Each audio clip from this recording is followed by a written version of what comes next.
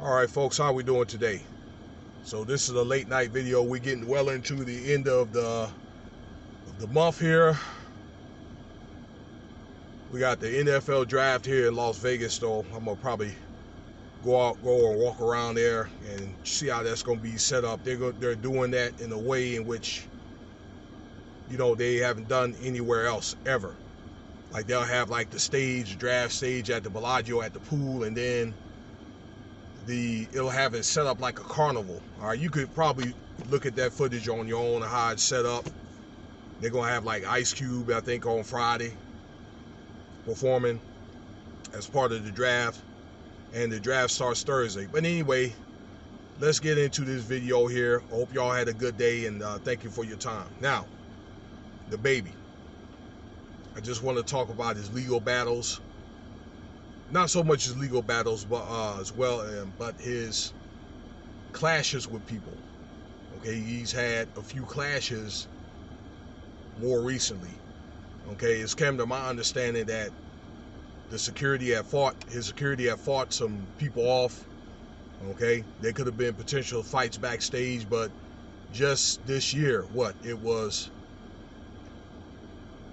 a confrontation that he had with the singer Danny Lee's brother. I guess they had a baby together. This is DaBaby and Danny Lee, and they've had beef.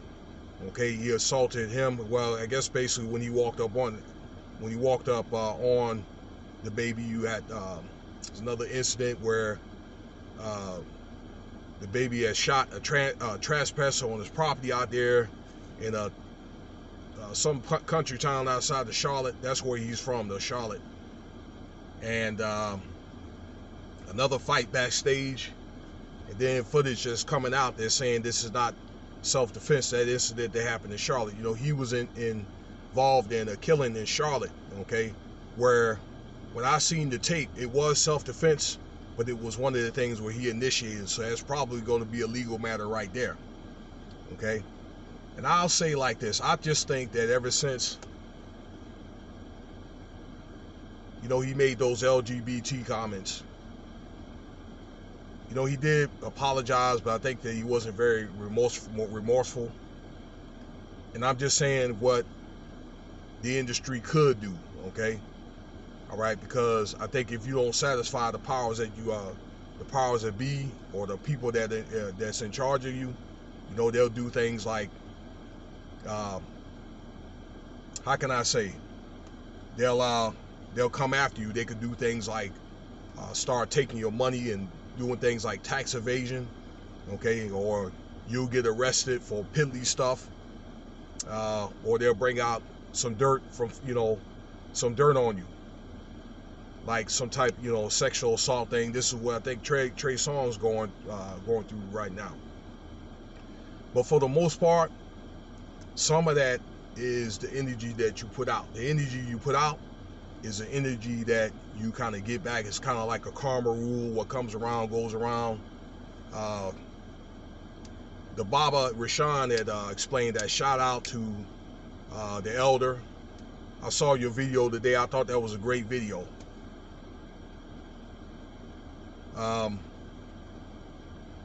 Hey, like I listened to his music maybe a couple of years ago. There was somebody that had me to, I guess, requested some music, and I said, man, this dude's on point or whatever. There's no doubt that he's probably the best single rapper right now.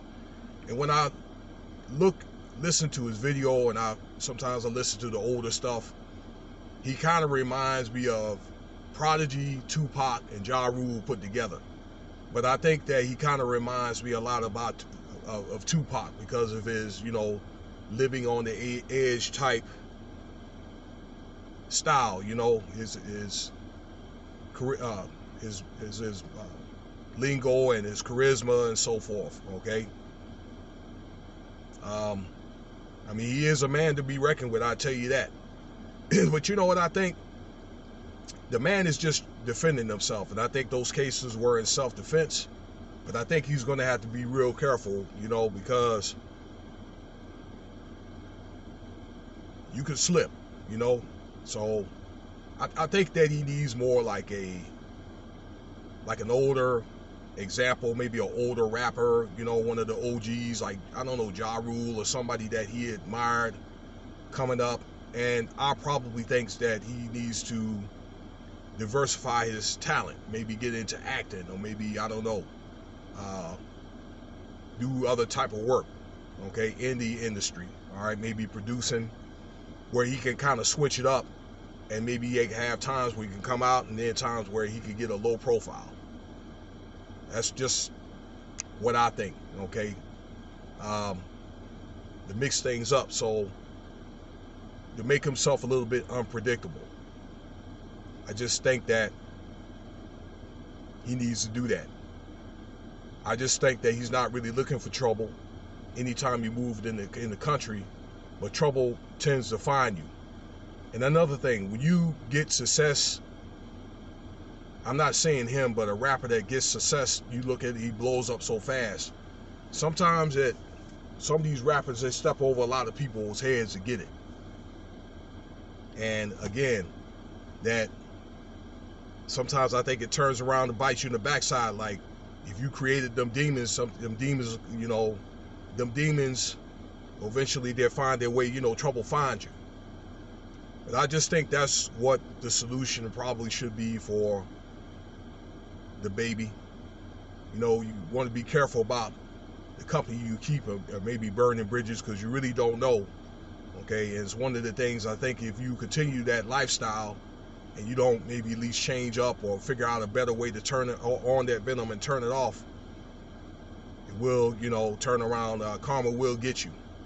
You know, it's the laws and effect of karma.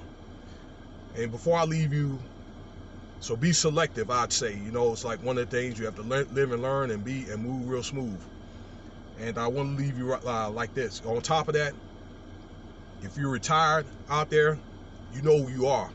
I suggest you stay retired, okay? Because, like me, I would suggest that if you ain't got smoke, don't approach me, period. I'm going to say it like that. I enjoyed my semi-retirement for about 6 years now. So I'll say it like this. Quitting while you're ahead, sir, will be better than quitting. Now, I'm going to cut that off right there before I say something I may regret. Peace.